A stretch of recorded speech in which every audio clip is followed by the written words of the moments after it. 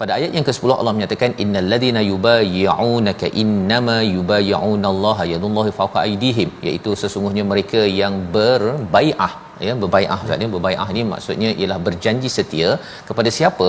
Kepada Nabi Muhammad sallallahu alaihi wasallam, iaitu inilah yang dikaitkan dengan bai'atul ridwan ataupun bai'atul maut, nama lain maksudnya bai'atul maut ataupun bai'atul syajarah, kerana dia berlaku di sebuah pohon di kawasan Hudaibiyah itu. Ini sebelum daripada perjanjian Hudaibiyah, ya, sebelum perjanjian Hudaibiyah mereka bersama kerana Saidina Osman telah dihantar tapi tak pulang-pulang, tak balik-balik. Jadi kalau katakan dia dibunuh, maka itu adalah sebagai satu kebiadapan daripada orang-orang di Mekah tersebut. Maka mereka ingin, Nabi kata, adakah kamu bersedia, semua yang datang daripada Madinah ni bersedia tak untuk memperjuangkan kepada Saidina Osman yang telah dibunuh jika ianya betul berita yang benar. Maka pada waktu itu perjanjian itu dinamakan sebagai bai'atul syajarah, ya, dan juga ataupun yang lebih terkenalnya bai'atul Ridwan ataupun nama lainnya Baitul Maut, iaitu perjanjian bersedia untuk kita sendiri meninggal mati kerana memperjuangkan Saidina Osman yang dibunuh mati. Maka pada waktu ini Allah menyatakan sesungguhnya mereka yang berbai'ah ini, mereka berbai'ah kepada Nabi, tetapi dinyatakan di sini yubayyi'unallah, mereka berbai'ah, mereka berjanji dengan Allah.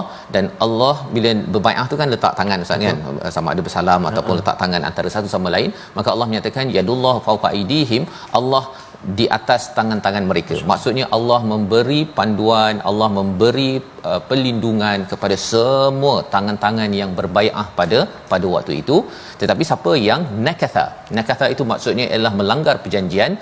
Orang itu sebenarnya melanggar perjanjian, memberi kesan kepada siapa? Adakah kepada Nabi Muhammad, kepada orang-orang Islam yang ada pada waktu itu? Allah kata ala nafsih. Orang itu saja yang rugi Ustaz. Dia memungkiri janjinya kepada dirinya sendiri, dia akan merosakkan lagi bantuan yang Allah ingin berikan kepada dirinya.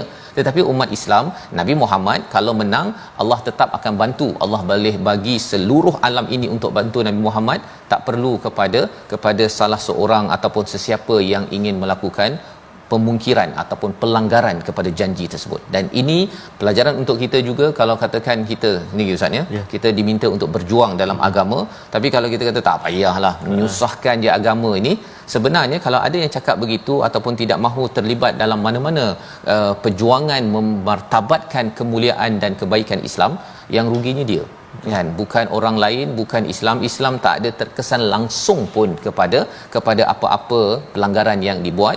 Wa man aufa bima ahada alaihullah fasayutihi ajran azima, ya, siapa yang menepati janji ini, maka Allah kata bima ahada alaihullah.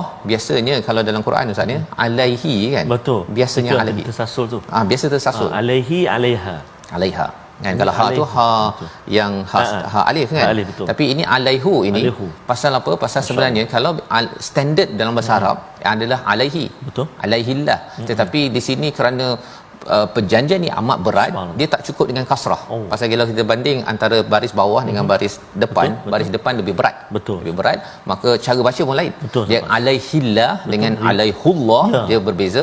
Maka ini menandakan bahawa perjanjian ini amat berat, bertukar daripada alaihi menjadi alaihullah, ya. Jadi kat situ sahaja pun subhanallah, ya, kalau siapa yang menghafaz Quran, kita tahu bahawa ini bukannya kaleng-kaleng, ya, ini bukan sekadar janji nak makan spaghetti, tetapi ini adalah janji untuk bersama dalam perjuangan. Fasayutihi ajran azima, Allah akan berikan ganjaran yang besar kerana orang ini mengambil perjanjian itu sebagai perjanjian yang besar. Itu sebabnya bila kita mengucapkan asyhadu alla ilaha illallah wa asyhadu anna muhammadar rasulullah, dua kalimah syahadah, itu adalah satu perjanjian kita, dan kita perlu ambil ia untuk memperjuangkan kalimah Allah, memperjuangkan apa yang Nabi bawakan sebagai sesuatu yang berat, bukan sebagai sesuatu yang dipandang ringan.